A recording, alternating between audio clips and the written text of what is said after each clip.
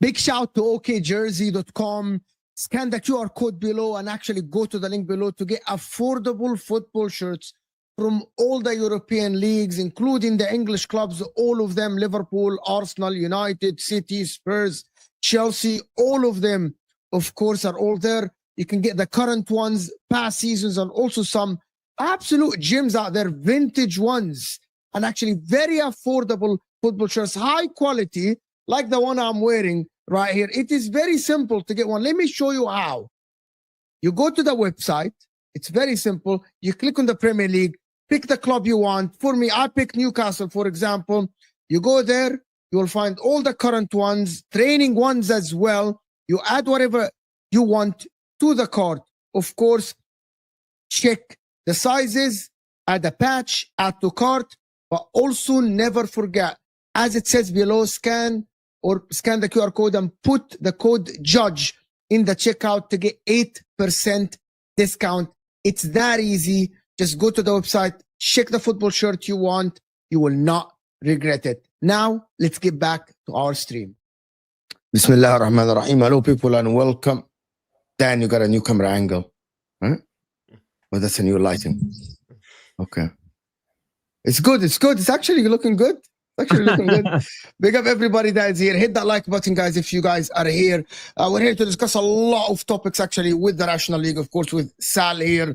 Topes is here. Jamie Story is back with us, guys, from the Football Story. Is back from his long hiatus. To be fair, I was Liverpool win a game and then you're here. It's absolutely astonishing. It's ridiculous, bro. Bro, you notice what's going on here. When I was with Terry last week, I had missed all the streams where they'd lost. So the last 3 guys were out, and I hadn't been on any in like 2 weeks because I was in Palma and then I was up in the North Spain.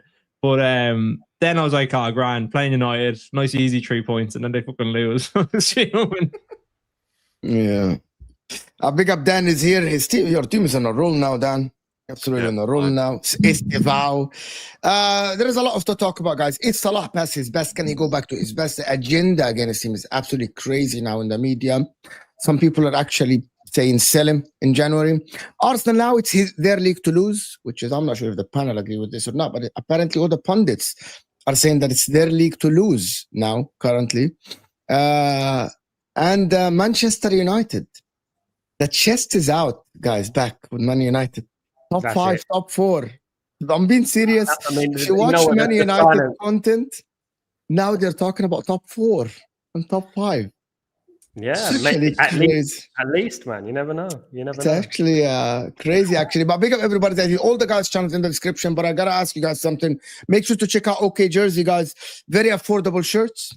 I'm sure not everyone can afford the 100, 120, 150 pound jerseys. So these are just affordable ones, of course. Make sure to use the code JUDGE if you guys are checking out to get 8% if you haven't used that before. They're very good quality, of course. All the vintage ones as well, the current one. Training, there are training ones as well, so make sure to check them out. They're just good ones, and then they actually deliver everyone in the world. How is everyone doing? Right. Yeah, lovely. Good, yeah, lovely. good, Beautiful. It's been a lovely week. Good, all good. What should we start? Can I actually start with the Salah thing as well, just to get it out of the way? Go for You guys seen the overlap and the disgusting thing from Paul Scholes and Ian Wright saying that he's the worst, best footballer ever? What? You guys seen that shit? Oh, no, I didn't see You guys haven't seen this?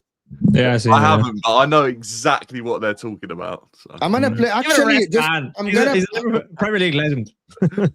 I'm gonna actually play the video because it's disgusting. Bro.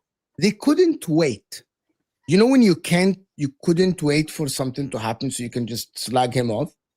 And I genuinely think it's disgusting. I swear it's disgusting. It's just what are you say? What are you doing? No, we call it a backhanded compliment in England. I know it, but it's not a compliment. He meant it as a dig. It's not. He meant it as a dig. If you let me show funny. you guys. Let me show you. Let's actually see this.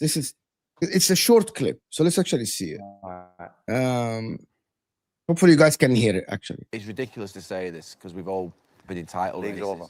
What? No, that's not this. This is the Arsenal one when they actually spoke about Arsenal. Book more. This is different. Where is the overlap one?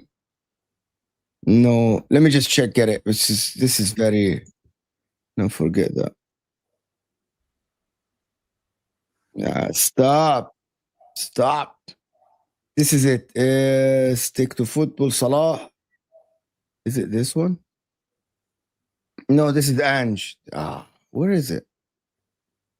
If they don't want it from here, that's the Arsenal one.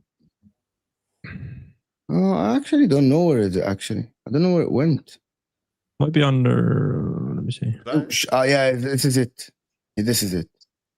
If you're Arne Slot, would you leave Mo Salah out momentarily if you're Arne Slot? Nobody should be. No one's undroppable. Right. But at the same time, and he's not playing very well. No, he's not playing well. I watched him, and obviously that there's something that he's not allowed. He doesn't have to come back and help defensively.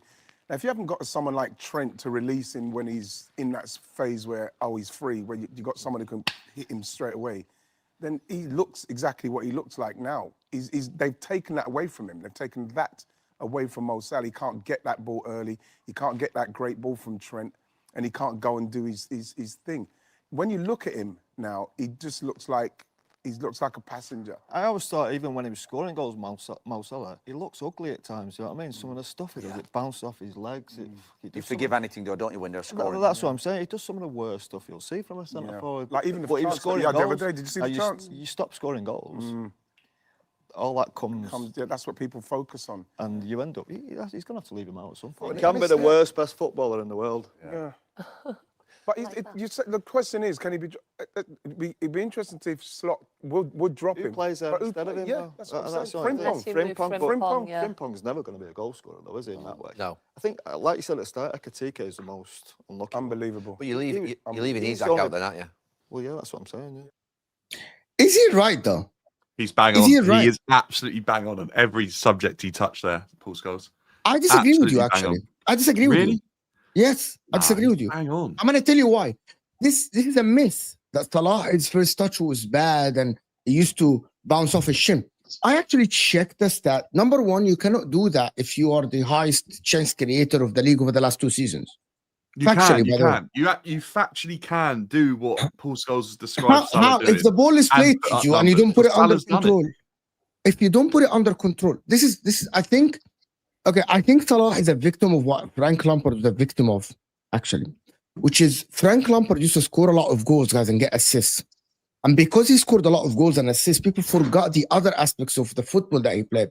People just called him a box crasher. right? But people No, they forgot that. didn't. That weren't even Mo. That wasn't even terminology back then when Lampard was Now, playing. No one people called him a now box do passer. that. People now do that.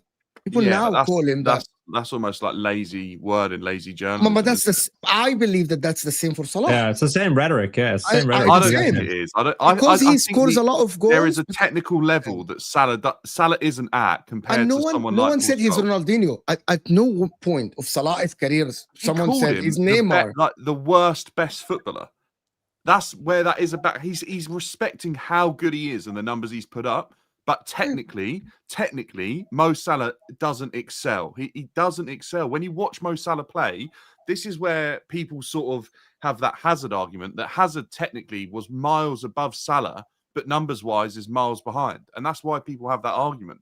Salah technically is not on the same level as some of those players that are talking about him there. Yeah, but he doesn't have to be on their level. He doesn't. Yeah. He doesn't. No, but he doesn't have to be on their level. And I think it comes down to preferences. Like, what do you like watching in football? Jimmy, that is factual, isn't it? But it's not. Mo Salah cannot do things with a football that Paul Scholes can do. Yeah, but then Paul Scholes couldn't do stuff that Salah can do. I actually disagree. I think Scholes could do everything Salah could do with a football. He couldn't control the same amount of goals.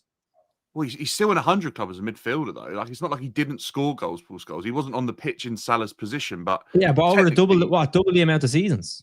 Yeah, but technically, and look how many trophies he won as well. Paul There's Scholes. a difference between a 4-4-2 and a 4-3-3. Yeah. They're not being asked. They're not being asked to do the same thing. Scholes' worst thing probably was what he was able to do defensively. Yeah, they're different players. Right? Anything on the ball, he was an absolute master at, and there's a reason he gets the plaudits and the respect from worldwide audiences because of how good he was and how spot on perfect he was in 99% of the games he played. Like, he was so good technically. If the ball was put into him in any angle, he could control it. There are times when you watch Mo Salah where his first touch might come off his shin and then he'll bang one in the top corner because he's like that sort of player where he's got the ability to score goals and he'll catch keepers off guards. But he's not a 99% perfect player like some of these technical players we see coming through Spain. Technical players, they're not 99% effective all the time. A lot of reasons the technical players are effective, but I mean within their touch is spot on perfect every time. But every day at training, he's dribbles going to be perfect. I've literally watched interviews with Liverpool players like saying that Salah is not the best player in training. Like he's off it compared to other players in the team. Yeah, but like you could say the same, like Sergio Aguero, like he was never turned up in training and he turned up in the match. Players are different in that sense. Technically, Aguero was like miles ahead of Salah. Yeah, but I understand where the point that you're coming from. And I'm not even trying to attack Salah here. I'm just saying that what Scholes said is right. It sound like it? I think no. It's the worst best player. The worst best player. That's not a compliment. That's a dig. Yeah, it's not. It's a backhanded compliment. No, it's not. That's a dig, man. It's a dig. It is a dig. It is a dig. Man, he's a Man United guy. How is he the worst best player? It's a rage debate. Yeah, it's hyperbole content. We were talking about it before the show started. I don't think it's a dig. He knows what he's doing there, obviously, for clicks and stuff like you say. But I honestly think that he's respecting where Salah is as a player and what he's done. But he also doesn't understand because when you listen to Scholes talks about like perfection in football all the time. Whenever I listen to interviews, he'll always judge a player on what they were like in training, what they could do with a football, how they manipulated the ball. He can't understand in his head how Salah's got to the heights he's got to without being at perfection at the basic level. He can't understand that. Sorry, but like what you could say is right. You could basically turn it on its head and say like I think the Scholes Salah comparison is just because Scholes said it, but I don't think it's a good comparison. But like you could basically say like Scholes is the best ineffective player we've ever seen in the Premier League because he played as a deep line playmaker and he didn't. No, he played as a 10 as well, Jamie. No, but at the start. But I'm saying it. No, but what I'm saying is that he did contribute. So he did contribute in certain times, he did sit back. You're saying Salah has never had like it's most of the time he never has a good touch or whatever it is. But that's a lie. He has a few bad touches or a few bad things, and then he scores, and people penalise him and say that's his bad thing. if you see him trade, by the way, Scholes ineffective is like that. I'm not sat here comparing Salah Scholes. I'm not doing that. They're completely different players. And to suggest Scholes is ineffective is beyond crazy. That's not what I'm saying. That's not what I'm saying. He's not ineffective at all. He ran games of football what you're on his own. saying is Salah he's the worst best footballer like in Premier League history. That's as bad as saying Scholes is ineffective. No, it's not. It's not. It's literally the same thing. No, because to say Scholes is ineffective is to suggest that he never did anything on the pitch and everything he did was wasteful. What Scholes is saying by saying he's the world's worst best footballer means that he's a good footballer. Like he's being put in the category of the best, but he's just technically not at the level of other players who have got to that level. He's an anomaly when it comes to the best footballers ever. Do you think that's a form thing, though? Do you think he's just out of form? You know, players can be out of form and, you know, not performing, ball bouncing off their legs, I think Salah, even at his very, very best, when he's putting up like the numbers he put up last season, there are still times when his control isn't like perfect compared to like the Iniestas, the Messis, the people that get to the top of the game through being technically superb and ahead of everyone else. Salah got there through nobody was in comparison to them. Nobody was on their level. When he's suggesting the best, he's suggesting those sort of players, isn't he? He's suggesting the other players that he would call the best. But so because his touch is not the level of an Iniesta or a Xavi, he did something that he was better at, something that they were better at, that they were worse at. He's the worst player. Why didn't they score more goals? Because why didn't they get more assists? You have to understand the point that Scholes is making that from, where Scholes' mindset is at. Scholes' mindset is at that to be the best, you have to be the best technically. That the way you manipulate the ball and the way you execute what you do with the ball is at perfection for every game you play. That's where Scholes' mindset is at. Salah doesn't do that. But if that was the case, they would have more assists and they would have more goals. If their execution was perfect every single game. That's not necessarily true, because you don't know who was on the end of the pass. You'd have to look into so much more. What? They're playing in the best Man United team that he won 11 Premier League. Yeah, but you don't know who was on the end of the pass. What if he was like one of the passes was played to someone that wasn't on form that day or wasn't playing that well? Over a course of 20 years in the Premier League. Yeah. Well, and he had half the amount of goal contributions. So are you saying Scholes is ineffective? Because I don't think we're doing. That's not what I'm saying. What I'm saying is that you're saying that Salah is worse off because he didn't have the same technical ability as Scholes, Iniesta, Xavi, and that's fine. Saying. That is what Scholes is saying. I don't mind that, but that doesn't mean that he's the worst player. You could just turn on its head and say, right, you've had all those qualities. Why didn't you impact the game more? Like, why weren't you hitting those types of numbers? Every game that you ever played in, Paul Scholes, pretty much. What? Paul Scholes is what's he won? Like double-figure Premier Leagues. Yeah, I know. But what I'm saying is that so the impact. So you're right. So he won all those Premier Leagues and didn't impact those games because he didn't have the same. He wasn't. So his level was that high and that precise. He didn't impact those games. Paul Scholes played in terms of the impact, they were matching it to Salah and for his goals and assists. Is what I'm saying. Jamie, I think you're trying to compare the two by like throwing the argument back on Scholes. That's not what we need to do here. The only thing is you need to analyse what Scholes has said and understand why Scholes is saying it and where that thought process comes from. But yeah, I understand the thought process behind it. But to say he's the worst player in the Premier League or in the world, so what do you think makes him? What do you think makes that argument wrong? Because I agree with what Scholes is saying there, and I can see the thought process behind it. But what do you think makes that wrong? Because I don't personally see anything that makes that wrong. Right. Like you'd have to go through and say, like, in terms of what players that he's talking about, like what is Haaland better technically than Salah? No, but I think Haaland could be thrown not. Haaland could be thrown into a similar comment, couldn't he? If like 10 years down the line, Scholes is sat there talking about Haaland, he would judge Haaland that technically he wasn't anywhere near the level that other players he played with. But he can't understand how he got that many goals and got the output. Haaland would be in a similar category, I think.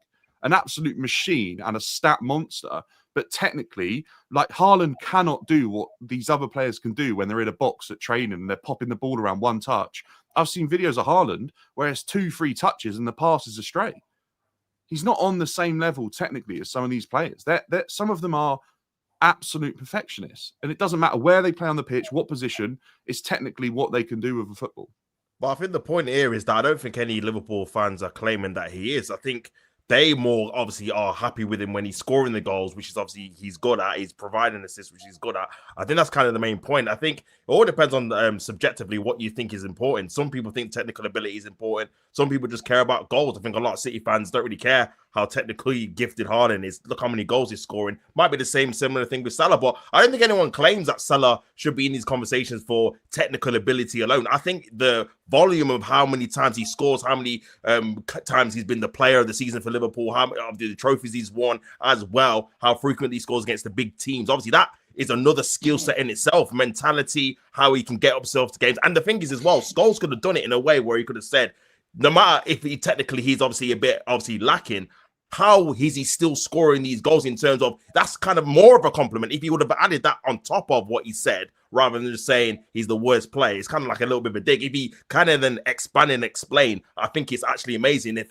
I don't think his technical ability is that good, but he still managed to influence these big games as well, then it's a bit more balanced. But I think he just comes across as he's a Liverpool guy. I'm just kind of a cheeky dig because he's out of form and people said he's washed. So yeah, man, I just don't really like, even if Scholes thinks he's right, I think he comes from a place where he's just having a dig rather than actually being passionate about what he's saying. I haven't had any say in this, but let me tell you a couple of things, guys, to be honest. I haven't had any say in this. I think the revisionism on Salah might not be the most, that might not be Hazard in like how smooth he is on the ball. It might not be Ronaldinho. He might not be Iniesta. But to take cons and actually get past your player, it doesn't have to be with these stuff. Salah does it with body pain. Salah does it with like a quickness. He's lost his pace, which is why the take-ons have completely actually went down. His actual effectiveness in take-on a player, right? But in the same time, if you look at Salah and the miscontrols, for example, people highlight that about Salah because he's not, maybe he's not Hazard, but people don't do the assist from outside of the foot, the simple passes, the through passes between the lines to a runner like a Firmino or a Trent or a Mane or someone that is running from deep. These passes are the genius about Mohamed Salah, but people don't highlight that at all.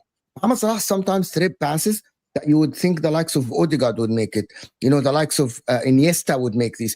And we see them with our eyes, but we completely ignore them. I've seen them plenty of times. Mohamed Salah would slip someone between 3 to 4 players and he would do a 1-2. He does this a lot, by the way. I just went while we guys are talking and I checked versus Cole Palmer and versus Vinicius Jr.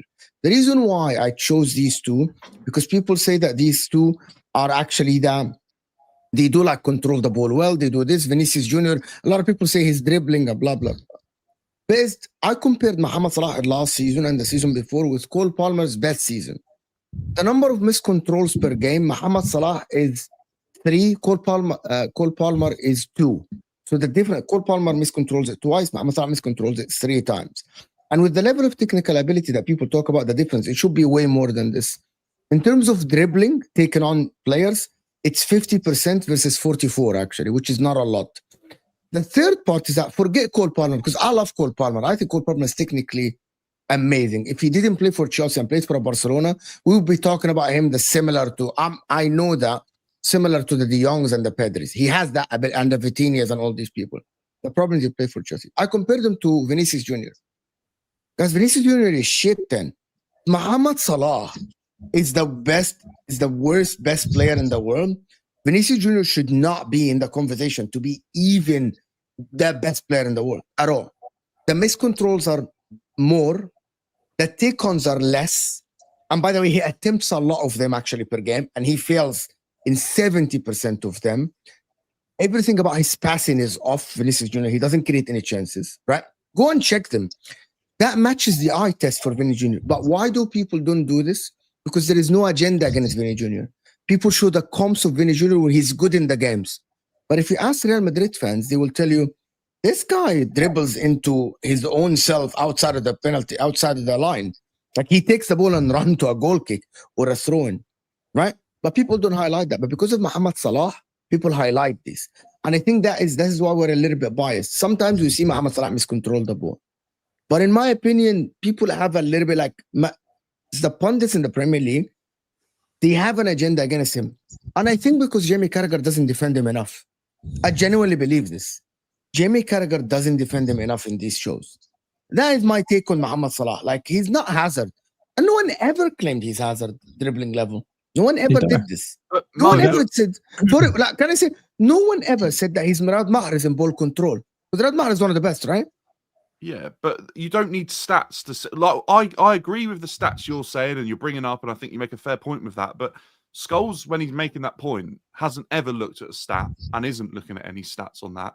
He's making it purely off what he's seen by watching Salah for a number of years and comparing it to players that he's been with, trained with, been around and watched as well for years. And technically, there'll be things like the way Salah will position his foot when he controls the ball, the way he'll make a pass and the way the ball will spin off his foot and the way it will roll on the floor. Does it bobble? Does it not? Does it come in at shin height? How quickly can he put a pass into the right area? What's his thought process like?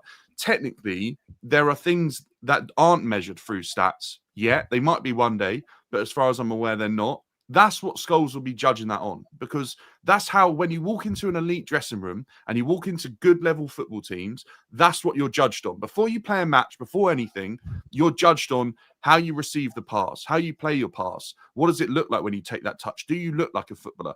It's things like that that they're making that judgment on. That's where they're making that judgment, not on stats, nothing else. And that's where your argument stands up against it. But they're saying that in that moment, if they went into a box with Salah, he might be the worst person in there, but he'll step on a football pitch and he'll be unbelievable and he'll be effective. And that's why he's made that backhanded compliment. It's nothing to do. Look, maybe you're right, by the way, by him making a dig, and he probably didn't do enough to suggest why he thinks that. And I think that's where you could argue that it's a dig. But I do think that ultimately it will be judged on things away from stats. I really do. When it comes to someone like Scholes. Maybe, like, for me, I don't know, to be honest with you, if the stats match my eye test, I believe them. You know, Yeah, but- we all established this before. I Yes, know but what if you're he talking takes- about. Okay, so like what Scholes isn't sitting there saying is he can't beat a man, but Scholes will say, like, potentially He looks he's ugly not in the saying it, dribble. but That's what he's saying, basically. what he's saying is, like, potentially he might take on a man, but as he goes to take on the man, like, he doesn't exactly take the cleanest touch to beat the player, but he's still so quick he'll get round him on the other side and he's beaten him and he's got past the player, but he's not done it to technical, like, superiority. Like, he's done it. He's managed. I know what to he's do it. talking about. He literally said it. What Scholes said is that Mohamed Salah might be the best player, but he's just ugly on the ball. That's what he's saying. Right? I don't think he's that ugly on the ball. I don't think he's that ugly on the ball. Football to Scholes, needs to look good for him to consider you. That's what they had Nistelrooy. like a You watched top player. Nistelrooy play football? Yeah, Scholes loved Nistelrooy. And Nistelrooy was shit on the ball. Exactly. But Sal, Scholes loved Sal, Nistelrooy. how as a did player. Nistelrooy look on the ball, Sal? Clumsy sometimes. But how good was Nistelrooy as a forward? Well, elite. it was prolific. Elite, fucking elite. I think top three in the Premier League history. But Elite. All them United fellas say that Van Nistelrooy is the best finisher they ever had. So does his technical ability in terms of because he was able to get into the position to score goals, and is that not exactly what Salah does, except even to a high level? Even though his all-round play Salah wasn't creates. Nistelrooy didn't create as much as that's what Salah. I mean. Like, he didn't. And You know what I mean? Nistelrooy looked clumsy on the ball. And I mean clumsy, guys. Like, Nistelrooy looked ugly in the run with the ball, in driving with the ball, in carrying the ball. But I want a striker. I fucking want Nistelrooy. There's actually my a clip team where as a number 9. Scholes and Neville speak about Van Nistelrooy, and I think Neville says, like, a lot of the United players weren't ever, like, really keen on Ruud Van Nistelrooy, but Scholes loved playing with him. And Ronaldo didn't like. Scholes loved Van Nistelrooy's movement and what he understood. He understood exactly what Scholes was able to do with the football and in certain areas, and that's why Scholes appreciated playing with him. But Scholes didn't really talk on him too much technically. But that's probably why he probably didn't rate him too much technically, bar his finishing. But the way he understood the game, he said he loved playing with him. I like Ruud Van Nistelrooy as a footballer, to be honest, because of how efficient he is. He's not my favorite striker at United. To be honest, is Andy Cole. Like, Andy Cole for me is amazing. He's the number one. Yeah, because Andy Cole is ridiculous. Like, as a football, Andy Cole was just amazing. He didn't take penalties, by the way. But Nistelrooy was good. If you were going to teach a kid to play football, if you wanted him to learn how to be like this efficiency monster and thrive in every situation in front of say in the final third, Go ahead. You'd show him probably Mo Salah and how the work rate and the desire and the absolute chaos that he can cause at times. The IQ as well. I'll show him the IQ. Exactly, right? And you'd show him that. But if you wanted him to learn how to manipulate the ball and control the ball, you're not going to show him clips of Mo Salah, right? No, You're Aiden going to show him exactly, right? That, and no, that, I think 100%. And I don't disagree at all. But here's the thing. I don't know about you. I always like for years I played 11-11. I played 5-a-side, but I played in 11 football matches. And I know for a fact the most efficient one, not the dribblers. They're not the better looking ones. The most efficient ones are the ones that learn where to stand, what to do with the ball at their feet, when to pass, when to dribble, where to put the ball for your teammate. Is it at their feet? Is it 5 yards away from them? And I think that's what Salah does.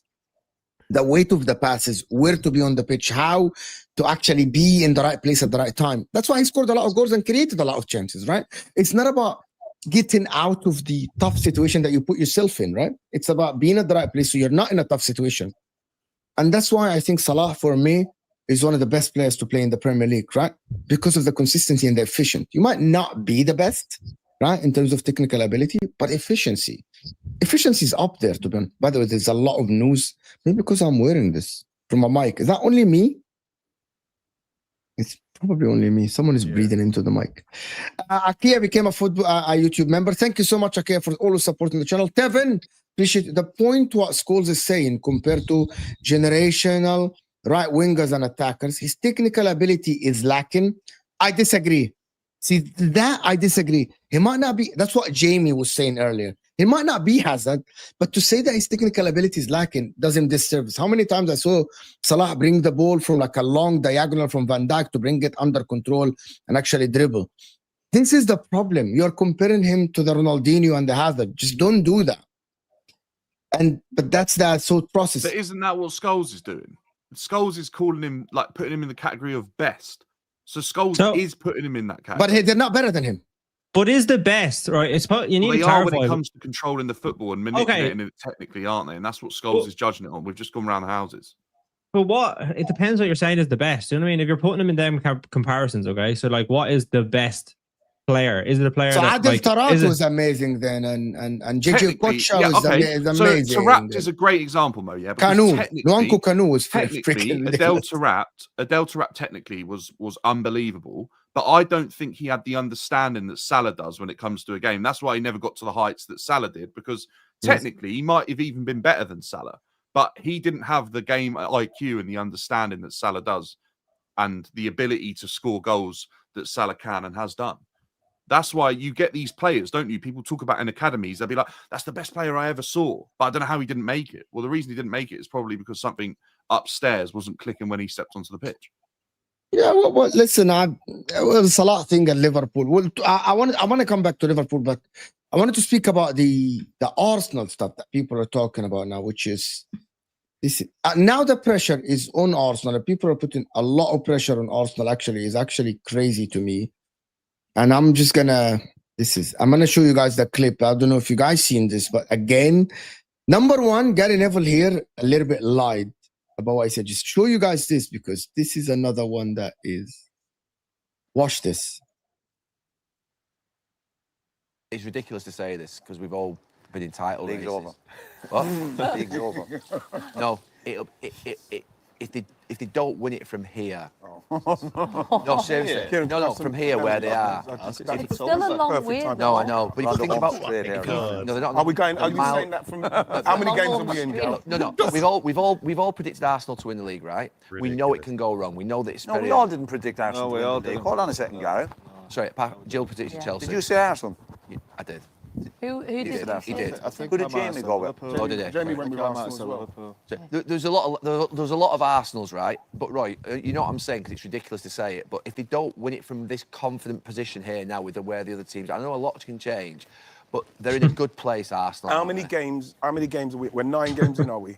Yeah, 29. It's a long way Last to go. season, Liverpool were 9 games in. Every game's a cup final. How many points? Liverpool were 9 games in last season. Every game They were doing well, Gal. I'm not putting pressure on them, right? You never said that. I'm not putting pressure on them. It feels like you are. No, it feels like that Newcastle game turned the corner. Can I ask the panel something? Anyone here picked Arsenal are the league favourites? League favourites? No. What, before the start of the season? No. Nobody. Oh, before the start. So, okay, have any of you seen a pundit sit on TalkSports, Sky Sports, NBC say that Arsenal are favourites to win the league?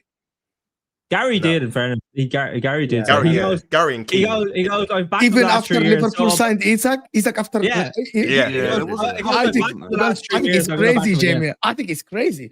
For Liverpool to go and sign Ekitike versus Isak on top of a league-winning team and for you to pick Arsenal, regardless of who they signed, I think if anyone does this, they're crazy. In my opinion, they're crazy, right? The thing about it is that I am not sure if it's coming from an agenda-driven for him, or they actually mean it. If Arsenal lose the league from here, it's gonna be a disaster. Number one, Arsenal are only 3 points out of City, and they still have to go to the Etihad later in the season. They still have to play Liverpool.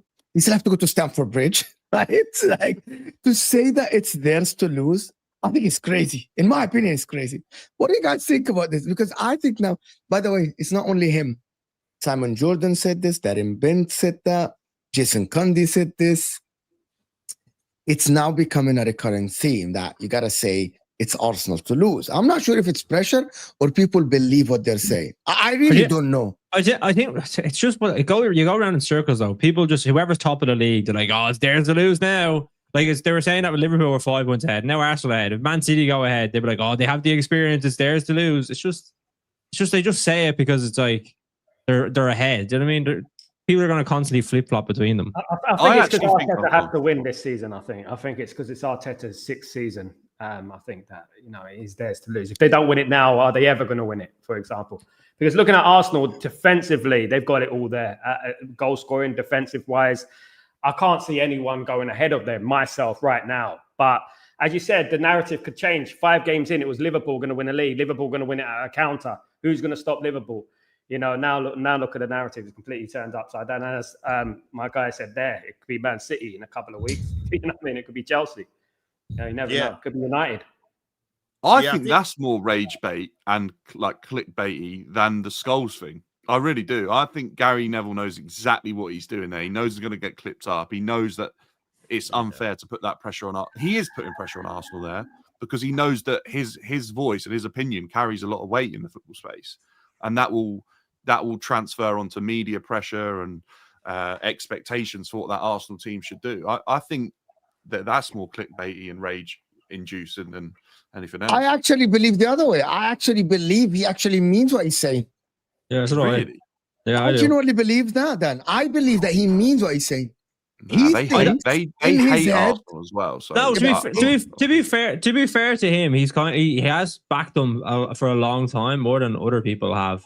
But so I think he's probably saying it from a perspective of like they're 4 points ahead, they have the best defense in the league. The other teams are wobbling a bit. Like if this now, like I think the way he worded it was poor. I think what he means probably is like now is their chance because there's like vulnerabilities between Man City and Liverpool, whereas they're not showing any at the minute. But he obviously said if they don't win it from now with 30 games left to play, they're bottlers. But like, I honestly think he's lining it up perfectly for him to have that clip now, and then if Arsenal fail to do it, he can unleash like Arsenal failed to do it. How did they lose it from there? I think that's the media setting up a trap for Arsenal. Because if you look at Arsenal's history, they've failed to do it for the last few seasons. He can sit there, can't he? He's basically sitting on the fence, and he can sit there and say, or he's not sitting on the fence, but because he's obviously falling one side of it. But he can go either way as a show host, can't he? You can either go, well, Arsenal are absolutely ridiculous. How did they ever lose it from there 9 games in or whatever? And then he can either go, yeah, I said they were the best team, and it works either way for him. I think that is ultimately clickbaiting. I think that is way less honest than what Scholes said. But do we not believe this at all? No. Well, I don't think they are. Isn't Arsenal the best team in the league?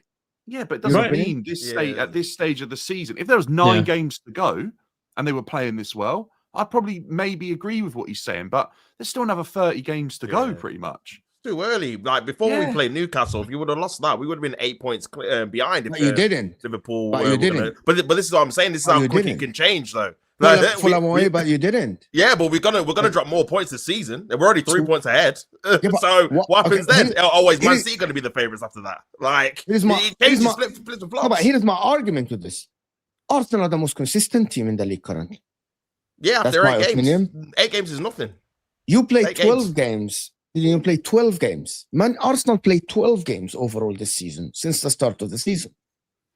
Even the Liverpool game, you were in second favourite for the most of the game. Arsenal were the better team in the first half, marginally, and Liverpool won with a free kick, and they were the better team in the second half. Liverpool created more chances. Against City, you conceded a goal, but you were on top of City for the majority of the game.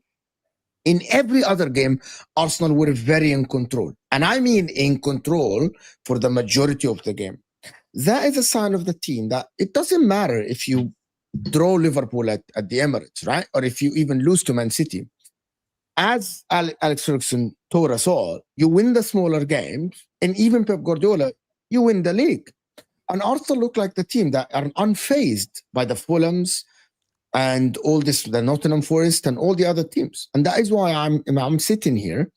I think that currently, if I'm looking at Arsenal, I'm not going to say it's theirs to lose, but I think they are the team that maybe I would lean towards to say, if they continue like this. Now you can doubt them and say they might not continue like this. That is your opinion. But what signs do you see that they won't continue like this? Can someone tell me what signs do you guys see? Couldn't it? Like players could get injuries and it could derail I their can't season. predict that, Dan. But like, neither you can know Neville, me. and that's why neither can Gary Neville, and that's why it's unfair to make a stance as strong as that this early on. Because if there was only 9 games to go and it was a small section of the season left, you might be like, well, they can get through it. They can't lose it now. They can get through it on mentality, desire, and spirit as a team. But with 30 games to go, there's so much that can still happen. A team in January could add 2 players in, that absolutely transform their second half of the season and push Arsenal close. He doesn't know what could happen because it's not fair to say that, I don't think, with the amount of games left. That's what I'm saying. Yeah, I think what Arsenal is like, they'll as the season goes on. I think when it came to maybe like the Premier League and stuff, the big tests. Like I think you go back to like West Ham last year when Liverpool were playing Man City away, and they had the chance to close the gap to 2 points if they had to beat them, and then Liverpool obviously going to Man City, and if they lost, then they'd be 2 points behind them. I think challenges like that is where like I want it, like where the pressure is like really on a big game in the Premier League. That's where I want to see them like go out. The last time, Jamie, right? Arsenal were top for that long, like the longest in the league out of anyone. Didn't they lost the league, didn't they? So yeah, if they do stay top and they are being chased, how do we know they've learnt their lesson? Like I don't think we know that yet, do we? So that's where Neville's gone too soon. The one thing I would say as well is I think there's a lot to be said about starting the season really quickly, because like Liverpool did it last year, they tailed off. Now, obviously, granted that they had the league wrapped up a little bit early, but the thing is, like, if you think about like Man City in past seasons when they were actually starting to, like, when they were dominating, they'd usually start maybe a little bit slow. They might lose a few games, and then come the end of the season, they're just knocking out wins constantly because they know that they're in their flow.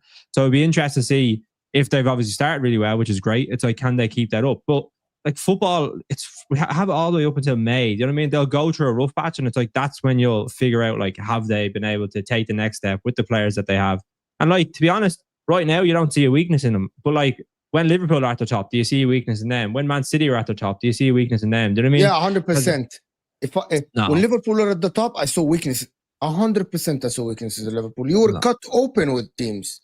You were cut open against Bournemouth. You were dominated by Newcastle with 10 men. No, I'm not talking about now. I'm talking about when they won the league, when they won their leagues. Do you know what I mean? So like, say like last year, like I think Liverpool for majority of the season, like they won the games 1-0, 2-0. Like Liverpool in the league, they went on a 27-game unbeaten run. They lost to Forest in September, and then they lose another game. And you won the league, right? Because we didn't. That's what I'm saying. But that's what I'm saying. Like when they came up against their tougher, like the harder games, they were able to obviously come out, like to get through that. So that's what I want to see with Arsenal when they come up against the big challenges. Maybe they're not performing at their best. Like the Newcastle game was definitely an example of that. Yeah. But like they'll have more of those games in the future, and if they get through them, then they'll be worthy league champions. But that's the easy choice. We can sit on the fence and say that if they get through these games, they will win the league, that's a certainty, right? Do we see them going through these games? That is the point. That's what Gary Neville is talking about. That's what people are talking about.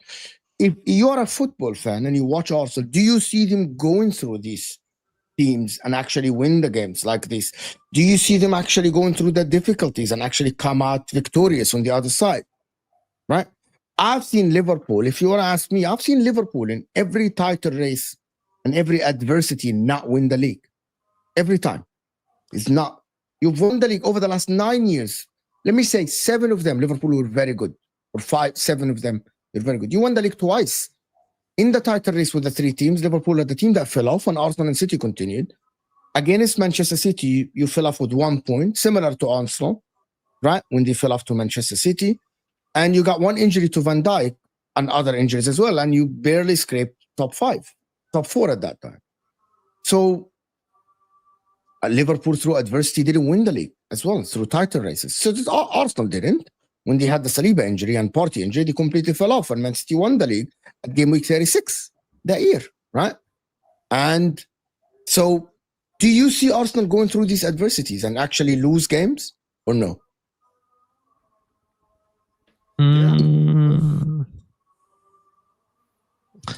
All right, I wouldn't sit on the fence. What I would say is right now, I don't see them losing many games. And I think right now that if those come up against them big challenges, then I think they'll get through them. But like, you could say the same, like say against Arsenal. So we talk about the Newcastle game, but then you talk about like the Liverpool game. They just lost to a bit of luck in terms of like the goal, which is a bit of brilliance, I should say. And then the Man City game, they were 1-0 down, and probably Arteta maybe you're looking at like say maybe some of the criticism they got that he wasn't brave enough. But right now, if you're looking at it on like form wise, you would say that they're like impossible to beat because they're not conceding any goals, and when they create chances, like Gyökeres is going to score. So like right now they're favourites, but that's what I'm saying. It's like right now they're favourites. If they go through a bad patch and Liverpool go ahead, Liverpool are favourites. If they go through a bad patch and Man City are top, then Man City are favourites. That's just the way people talk. That's just the way they say because like one team is having a rough patch and the other isn't. That's just literally what people do. They flip flop between all of them. What happened to Christmas? It used to be Christmas when you used to analyze these teams, isn't it? I mean, now it's like after 5 games, you're going to win the league. It's madness, man, honestly. Yeah. Go ahead. I'm just enjoying like looking at them all because I think like we've added, they've all 3 of them, if you're talking about like the 3 of them as title contenders, they've all kind of evolved a little bit. And obviously Arsenal have a striker, Liverpool, loads of new players, Man City, I think they obviously have the new goalkeeper and maybe some defensive issues they're trying to sort out. But like they're all different to like what I'm used to seeing from those teams. So like I'm interested to see how they evolve over like the next kind of 3 or 4 months. And that's what I'm more interested in right now. Like when the tests come, like that'll be interesting. Do you know what I mean? So like it's just to say Arsenal are 100% going to win the league is stupid. To say Liverpool are 100% going to win the league is stupid. Whoever's top doesn't matter. Do you know what I mean? It doesn't matter until like the 38th game of the season. Who's top then? That's all that matters. I know that's all that matters, but if I'm looking at Arsenal now, it sounds like I'm trying to put pressure on them, by the way. It sounds like this. If I'm looking at Arsenal now and the team that they built, I'm still a little bit hesitant about the striker position, actually. I don't think that Arsenal attack have the firepower. It's like, to be honest, Gyökeres is looking good. Some games he's not. He's adding the physicality and being the number 9, but goal scoring, I'm not 100% yet convinced that he's going to get a lot of goals, like what I predicted. They need goals from other sides. Yeah, Martinelli is scoring, Saka sometimes. I'm not sure when Havertz comes back what is going to happen. I know that they love Gyökeres, but I think they put themselves in a place where, always being in the game, it gives you the platform to actually go and win the game. That is what I think. What do you think, Topes?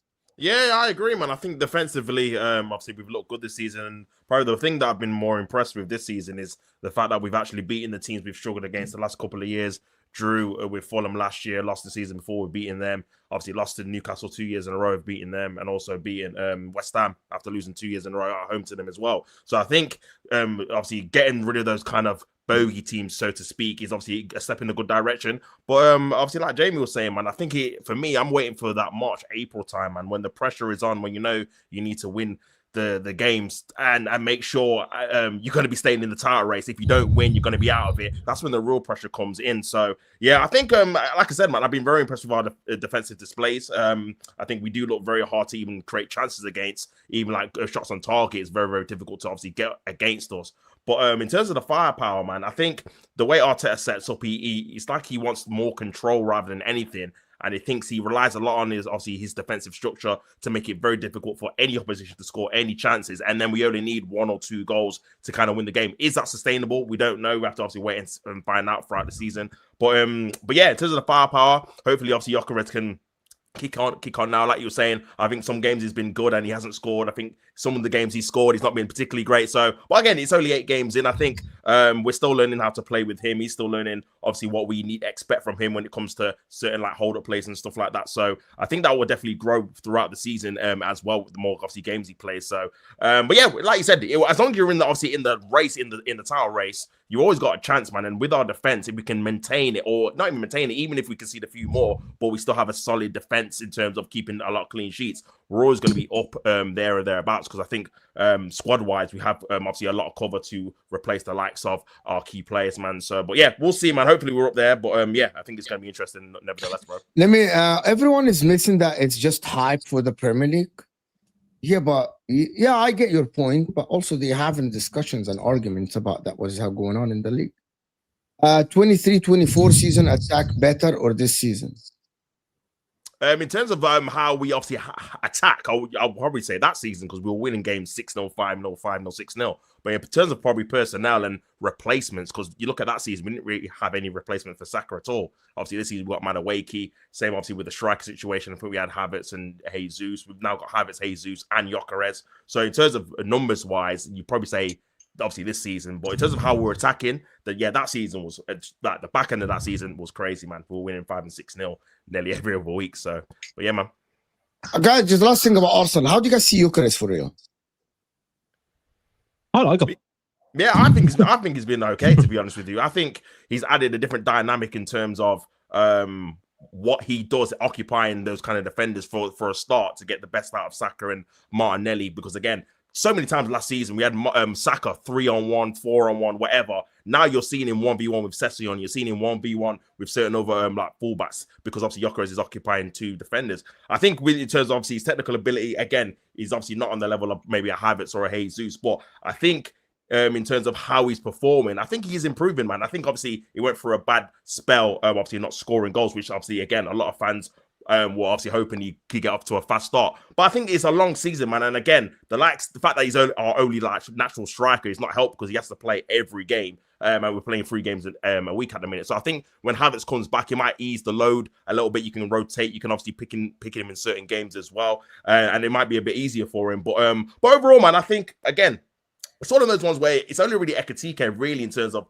kind of attacking players when you look at across the league. That's really stepped up and obviously straight away been really, really good. Everyone else is taking a bit of time to adapt into their teams and obviously into the new league. So I think he will come good. I think he will improve his performances. Bit of a probably slower start than maybe people predicted in terms of goal scoring wise. But I think performances, I've been happy with some of the performances he's put in, man. He even if he doesn't score, he's doing something, which again, some strikers get accused of not doing anything when they don't put the ball in the back of the net. So at least you got that element as well. Because again, not every striker, unless you're Haaland, you're going to score in every game. So, but yeah, I think he'll be all right, man, personally.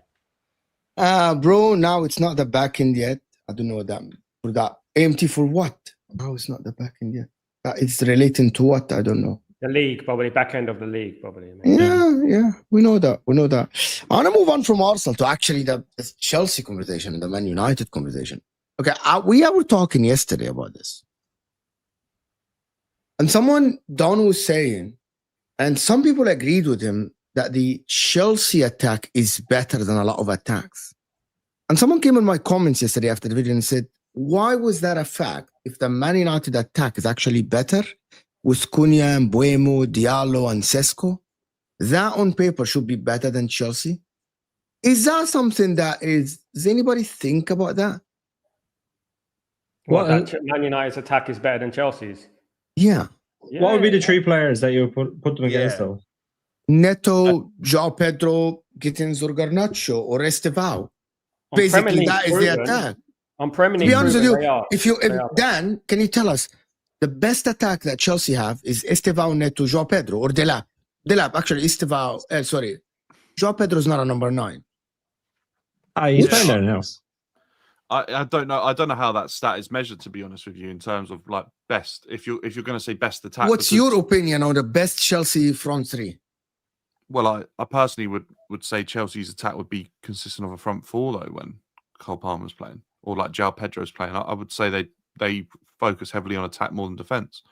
Okay, so João Pedro. I personally would probably say Manchester United is better though. So Estevao, Neto, Delap, and Palmer. Yeah, I think Manchester United across their front 3-4 players have got more goals. I think they do. I think what they signed in Cunha and Mbeumo probably puts them above what Chelsea have got in terms of numbers because of the numbers they've produced factually in the Premier League. I think Cole Palmer is probably the only Chelsea player that can compete with them numbers-wise. I think Pedro's best season is 10. Delap, what was his last season? 11? I can't remember exactly. Yeah. But I think Manchester United are second for chances created in the Premier this season as well. Yes. Behind Arsenal. I think Manchester United's attack is decent. I think Manchester United's biggest problem is their main focal point of the attack might not be their best area, which is normally where Manchester United thrive. I think their striker in Sesko is probably maybe their weakest point in that attack. It'll be interesting to see what way they manage Sesko now, because obviously, like, Cunha looked very good, and I think he has experience playing there. But like, will they stick with him as the kind of the focal point, or will they go back to Sesko? I think it's the difference in game, isn't it? It's the Liverpool away is completely different to when you're playing Brighton at home, for example. I think at home you need that focal point. You need the striker like a Sesko. People forget he scored 2 goals in 2 games before the international break. You know, he was doing well, and he's also created chances before that. You know, and he hasn't started every game as well. I think when you're playing away from home against the bigger teams, you can play the Cunha and Mbeumo and Mason Mount kind of trio. But when you're playing at home, I think he's going to play the Sesko. Hopefully Sesko plays tomorrow because I want to see him score a few goals. I think he has the potential. I said 20 plus goals this season he will score, definitely. In regards to Chelsea, I think Chelsea's more, they're a young forward line, isn't it? You know, they've got the potential to be the best front line, definitely. But Cole Palmer is head and shoulders above what we have, in my opinion. I think he's one of the best in the world. Chelsea will sell them before they get really good, though. He's a Man United fan. I won't mind him coming to United, to be honest with you. United sold their best attacker in the summer to Chelsea. I think United can get top 5. Huh? Does anybody think that United can get top 5 ahead of the likes of Bournemouth and Crystal Palaces and stuff like this? We're going to get top 5, top 4. What are you talking about? Top 4. We're going to get. Top 4, mate. Listen, we're going to go on this run, right? Listen. You know what, Mo? Look, you know what? We've been here before, haven't we? It's like old treaded ground, whatever. But I think Man United will get in the top 4. Yeah, we're going to surprise everyone. I'm not going to flip flop from what I said at the beginning of the season. Definitely not. I think. What was your opinion? What was your opinion at the start of the season? Was your opinion at start of the season that you get top 4? Yeah. Actually, higher than that, but I'm not going to talk. So I'm not being overly zealous, but I did predict Man United with Mbeumo, with Cunha. Looking at Mbeumo's stats last season, was it 20 goals?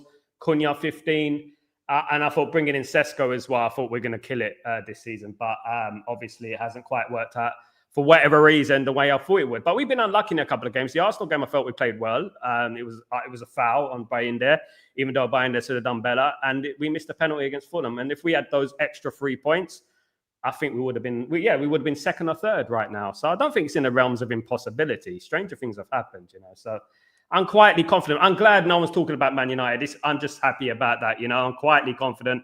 I'm glad no one's talking about Man United at the moment. We just carry on plotting away and see what happens, isn't it? Do you think you win tomorrow? That's the test for me because I weren't too worried about the Liverpool game. Mo knows I predicted we'll win the game.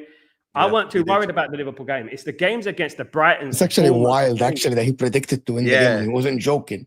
Yeah, wild. Fair play. He predicted to win the game on this show. Yeah, he did. I remember 2 days before the show. Yeah, fair play. And he was like, I think we're going to go there and we're going to defend our way. You're going to win. Yeah, fair play. That's what Man United do, though, Mo, isn't it? But it's the problem with Man United. It's a mentality thing. They go to Brighton tomorrow and they'll lose. No, they play Brighton tomorrow and they lose. Then they'll play Bournemouth and they'll lose 3-0. You know, last season, people forget, we beat Man City at the Etihad. We drew 2-2 with Liverpool. We beat Arsenal with 10 men at the Emirates. But when we played Bournemouth, we lose 3-0. When we play Wolves, we lose 2-1. You know, it's a mentality. When the pressure is off, these are much it. better. Like against like the bigger teams, like say everyone was like, well, Liverpool have to win this. Like, do you know what I mean? Like United, the form that they're in. But when you go to a Brighton, a Bournemouth, even though they're good teams, I think they can't be underestimated. Doesn't matter where United are in the league, the pressure is always on them to win. I think that's what we've seen some of the players struggle with. But I think, Mbeumo and Cunha seem to have settled in well. I think Cunha probably hasn't got the goals and assists to match maybe some of his performances. He's got nothing. Like I think he's got nothing. Yeah. So he's been playing well, though, in my opinion. Yeah. I think He has. But I think he's been working hard. He'll get there with his stats, but he's been working hard. But the stats thing, it's never bothered me too much because Manchester United have never had the best stats in the Premier League, even through Cantona. People won't look at Cantona as one of the best players of all time in the Premier League, even though he was. You know, his goal scoring was very average. You know, his stats were very average. Man United are always lucky and actually bribing the referees to actually give you calls. That is what we all know that happened. Oh my goodness, I didn't know that. That's what everyone knew that Man United used to do. You guys used to win the leagues if it wasn't for the referees. We lost the league title on an offside with Didier Drogba. I was on the Stretford end that day, and I could see it was offside. I'm behind Drogba, so.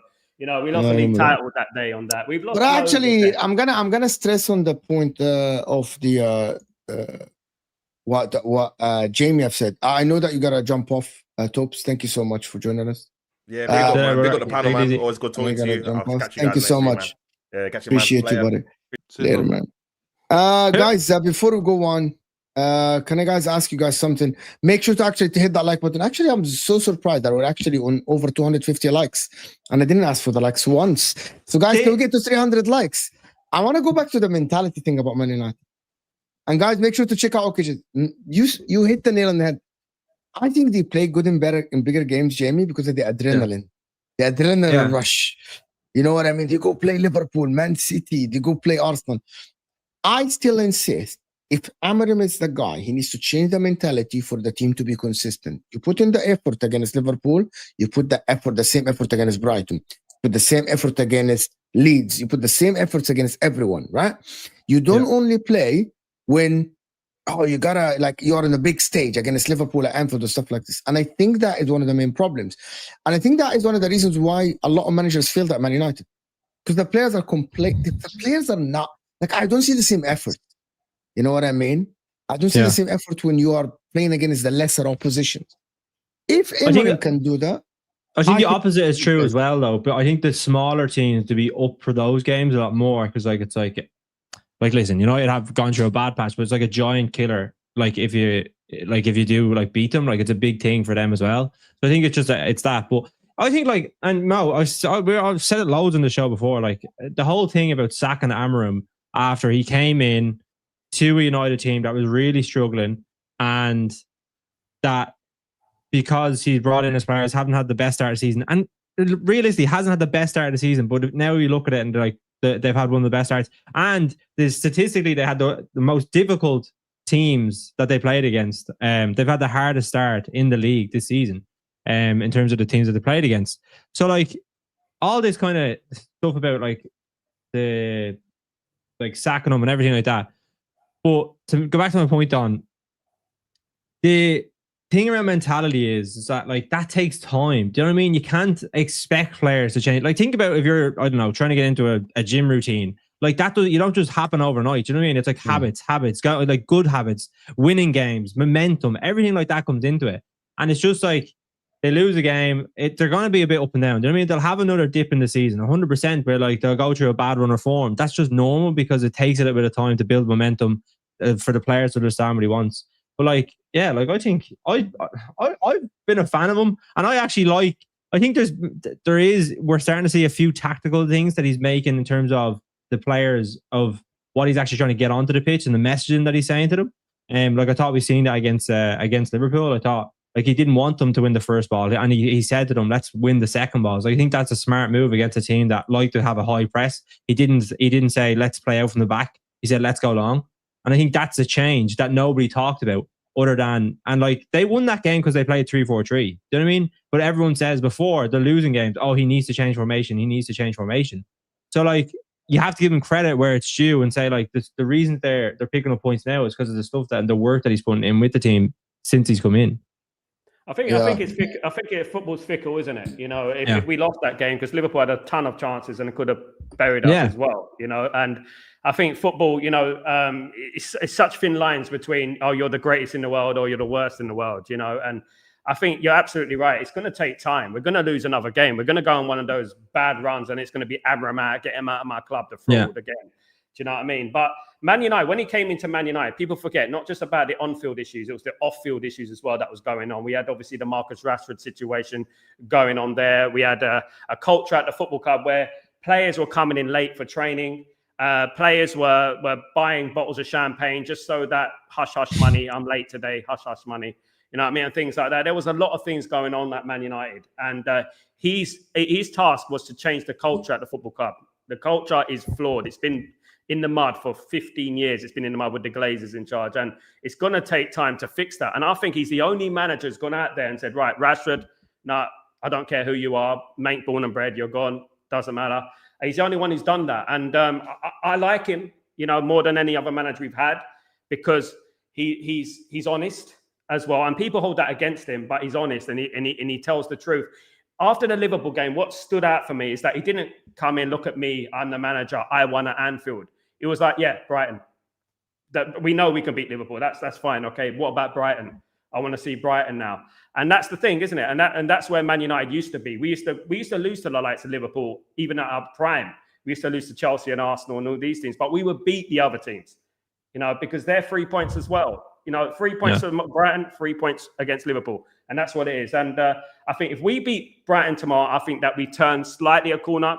If we lose tomorrow, then it's just going to be same old. Man United beat Liverpool and lose to Brighton.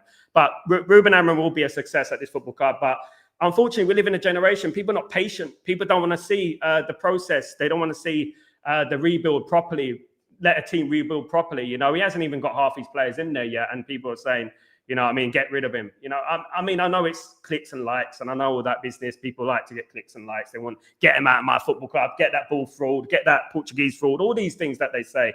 You know what I mean? Out of my football club. I just feel like he's got Maguire, Dalot, Shaw, Bruno, who I think can switch it on and off like a tap.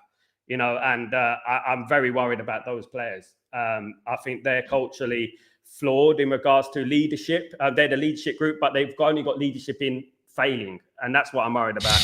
And tomorrow is the biggest test for me, man. Tomorrow's the biggest test for me. I mean, so I said it last week. I said, you know, I'm not worried about Liverpool. I'm worried about Brighton. You know, I'm worried about Nottingham Forest away.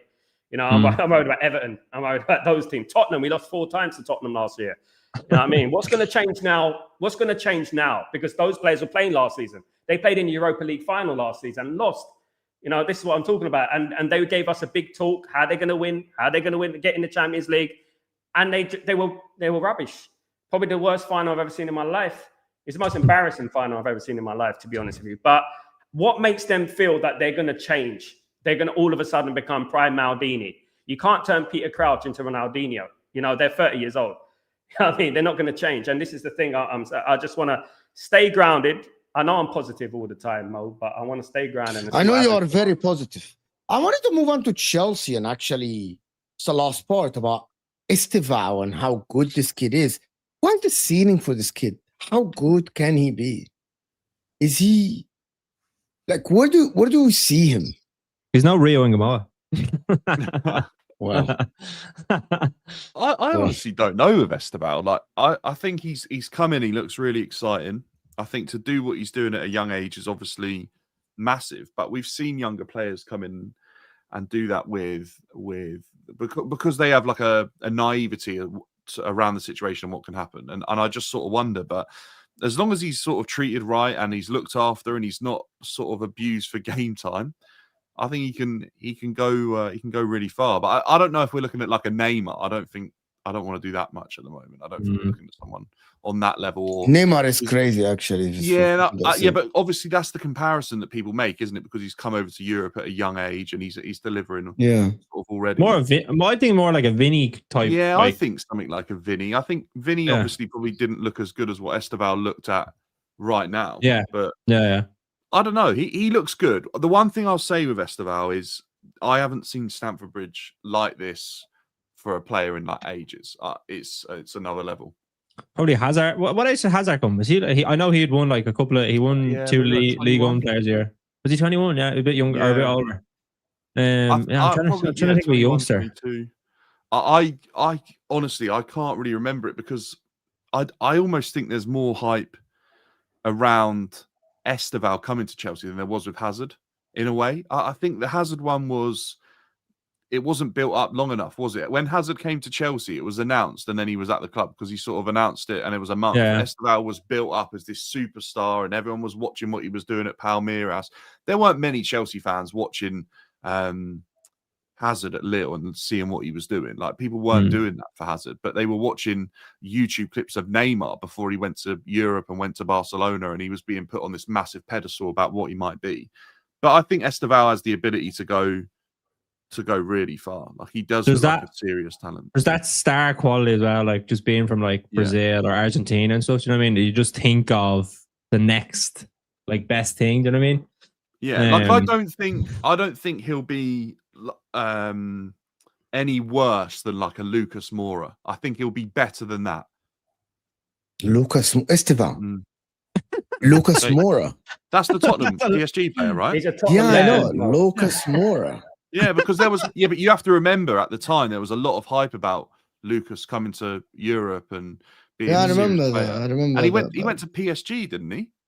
No, Yeah, he had some one before. good goal at PSG when he like ran through the whole. So if that's the team. minimum level that I think he'll be at, I think that says that he can go on to be. But you don't know how these players are going to develop, do you? But he was a top I actually player. think he's I was expecting a Mahrez or something. No, Like go and more. watch it. No, honestly, this is where people don't know what Lucas Moura was doing at his age because he was miles ahead of Mahrez and all those players. No, yeah, I agree. Yeah. At 18, I know what you mean. Lucas Moura was doing was disgraceful. Like it was unbelievable. He was getting the ball on like the halfway line and running through his teams. He looked unbelievable. No, so you meant it as a good thing for Lucas Moura. Yeah. Lucas was- Moura was a top Right, player. a bad thing, rest. Like I Lucas looked at Moura, the end of his career and Lucas Moura was absolutely. No, Lucas Moura at the same age as Estevao had a lot of hype, and he got a big I remember move, this. and he did well. He did well and had a good career, but I think that's the minimum level we can expect from Estevao. I think. I actually see him at Coutinho. But Coutinho wasn't doing what Lucas Moura was doing at the same age. Like Coutinho wasn't on that level. Lucas Moura at 18 was like the second most hyped player behind Neymar from Brazil. So do you mean that he'll obviously go past Lucas Moura's level, but he's at a higher level? Minimum baseline is a player of like because you just don't know how these players are going to develop, do you? How many players get hyped up to like look at the guy that went into Milan, Gabigol. Everyone was hyping him. This guy failed miserably. Exactly, but everyone said like, "Oh, he's amazing. He's going." He was. You remember you remember that Olympics? It was him, Gabriel Jesus, and Neymar. Exactly. And I then remember he everyone completely doing it for Gabriel failed. Jesus as well. Everyone was saying this is the next best Brazilian player. He's going to be like leading the Brazilian front line. He's the superstar. Didn't do anything. Vinny Jr. went to Real Madrid for years, silence, like nothing. And then eventually he developed and he started. Estevao 18 is already ahead of the curve, isn't he? But it's just how that curve sort of plays out. But he looks like a fantastic prospect. And I really do think that the minimum we can sort of. Do you want the truth? I don't think that Estevao should be managed in terms of minutes. He should be getting the Vinny. No, he should be getting the Vinny treatment, which means throw him at the deep end. Let him play again. Let him make mistakes. No, Vinny was like, even when Benzema said don't play the guy because they didn't have a left winger at that time. Remember, Vinny Jr. was like every game. It doesn't matter if he makes mistakes or not. Just keep playing. I think Estevao needs to keep playing. As long as the people around him are performing well, Estevao needs to keep playing. Play him, and he's going to come better. I think that my problem with players like managing minutes in and out of a team like Chelsea, because if Neto starts on the right wing and Neto's performing well, Estevao is going to get small minutes here and there. I don't think players like Estevao will develop like this because of the confidence. Because every time I'm watching Estevao play, and let me tell you, when I'm watching Estevao the other day, just before you come in, please, Estevao looks so confident on the ball that he doesn't need to be managed in terms of like get him when the team is playing well. he is so confident in his ability and his way of delivering and his way of passing the ball. Get him more. That's more. why I would argue that he's not actually a confidence player. I don't look at him in the same way as Mudryk and other players that have come into Chelsea like Gittins, because I think he's so strong in his belief in what he can do on a football pitch that he's not going to doubt himself. Whereas I think players like Mudryk and Gittins, I think they do doubt themselves and they'll go into their shell a little bit when things don't go right. But for Estevao, he's hit the ground running, and because he's so strong of belief and things are going right for him at the moment, I hear what you're saying, Mo. The biggest reason I'd have about managing his minutes at a young age is how many players have we seen play so much at a young age, and then by the time they're like 24, 25, niggles start happening, there starts being some issues. Also, too much too young, they can go off the rails. Like, I'm not saying Yamal's doing it, but everyone knows with Yamal, there's a party element to what's come with the fame and the stardom a little bit at the moment, and people are trying to keep that under control at Barcelona, aren't they? So I'm not saying, look, if he's going to win us games of football, then play the kid, right? But at the same time, look after him, because I think you can go too far the other way sometimes. It goes like, do you know what you're saying about Gittins, Mudryk, and everything like that? If they come out of the team, it's usually because like they're not playing to a certain level. Whereas the thing with Estevao, it would be like he'll be playing, and they'll take him out to like rest him. It's not, you're not taking him out of the team because he's not playing well. Do you know what I mean? That's true. I think that's what I would probably look at it from, like managing him perspective. I'm with you on this. Yeah, take him to rest, but not like when people say manage him, it's like ease him, like give him a 20-minute here, a 10-minute. Oh no, I don't want that. He's people say do this with young players. Give him the easy games. Let me give you an like example. Right? If you're good enough, you're ready. That's like, exactly that's this, quote. Exactly this. Exactly. Okay, this. but let me give you an example. Let me give you an example. Right, he's played. I think did he play 90 minutes against Ajax? I think he did. Right. How many minutes would he be playing at the weekend? Do you give him another 90? I think this early in the season. I'll give him 70 if the team is playing well. You're starting him, are you? You're starting him and Sunderland 100% on the right side. I think especially with Palmer out, I think he gives you that little bit of genius that, like, I think it would be really important as well. Yeah, and I think it's not one of those players that, as you said, lifts the crowd. It's just as soon as he gets on the ball, like, you kind of sit up in your seat a little bit, and you're like, okay, there's something's going to happen. And I think that happens with opposition players. They get a little bit worried when he's on the ball. He attracts players, similar to kind of actually last season, to the Yamal example. Like, Rafinha had an unbelievable season because everyone was frightened of what Yamal was going to do with it.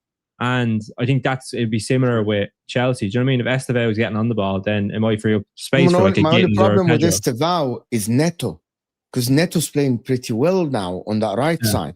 So Maresca has to choose one, because Neto thrives on that right side. No, he'll put Neto. He's playing a little on the left. Yeah. But you know that Neto's better games are on the right, not the left. Because of that in-swinging crosses and the deliveries. What about Garnacho, though? What's going on? What's going on with numbers with Neto? They're probably better off the right. But it's not like Neto doesn't affect games off the left. He's actually incredibly useful off the left as well. And I think with the right striker in the box, his numbers will be decent off the left as well. I just don't think I think Delap with Neto in the side will thrive, but I just don't think that's happened yet. We haven't seen it. Delap, I haven't seen him yet. The big question is, when does Estevao go to Real Madrid? That's right. I was going to say. Who knows? They were like, "Oh, he's very good." I think Estevao. Run down your contract, please. if Real Madrid come in with but Real Madrid don't do this. They don't come with the 70, 80. That is the hazard days. They don't do that anymore. They aren't going to Chelsea with the 70. Bellingham was the last one. Yeah, but Bellingham, that was like the next big thing. You know what I mean? Bellingham was like Liverpool wanted him, City, so he chose to go to Real Madrid. But otherwise, they kind of moved away from Saliba just because he's having a new contract. I think they did it with Dean Huijsen, though. They paid quite a lot for him, didn't they? Because they needed a centre back. Yeah, I think if they believe they need a right winger, then I think they'll do it. They have Ibrahim and they have Arda Güler now. Yeah, I reckon they'd probably rate Estevao above them in terms of where he could go. I don't think Real Madrid's policy as well, it's that they don't mind paying money for like younger players, that if it doesn't work out, then they have a potential resale value. Say if they come to like 27, 28, they probably could sell them for 50, 60 million or whatever.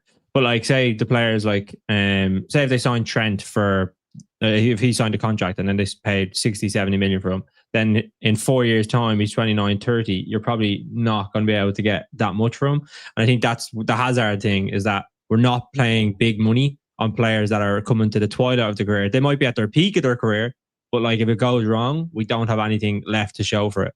So I think they don't mind paying it for younger players, but definitely not for older players. Also for Madrid, right? The thing is that I'm kind of happy that they didn't get an Estevao, because you look at Endrick and there was a lot of hype around Endrick going there, and he's just obviously getting so little minutes now at Real Madrid. It's almost better for Madrid to let these players go elsewhere, and then if they do thrive and they do turn into something that they feel is suitable for them, pay the money, because it's not like Madrid don't have the money. They can pay that. They can pay it. They don't Or want let to him pay run their this. contract down and pay him unbelievable wages, because we know I'm sure that's Estevao's contract and then 2035 or something like They that. paid 40 million for Vinny, and that was like what? Do you know 7 what? years They can ago? have him in 2035 for free. Next 2035. We get 10 years out of the kid and he's unbelievable, then I don't think anyone would be sort of turning their nose up.